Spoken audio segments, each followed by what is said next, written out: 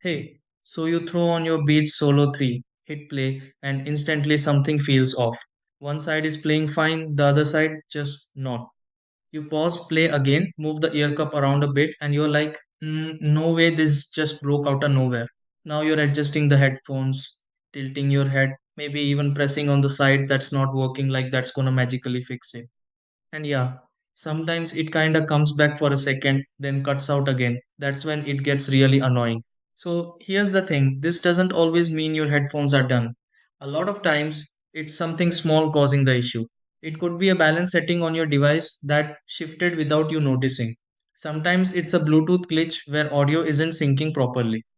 And yeah, if you're using a wired connection, even a slightly loose cable or internal wire can cause one side to drop out. There are also moments where dirt or debris affects the connection points, or your device itself is sending uneven audio. So instead of assuming it's permanently damaged, you just wanna check a few things step by step. These are the fixes. 1. Check your device's audio balance settings and make sure both sides are equal.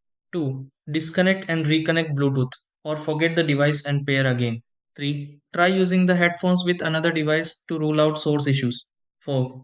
If using a cable, ensure it's fully plugged in and not damaged.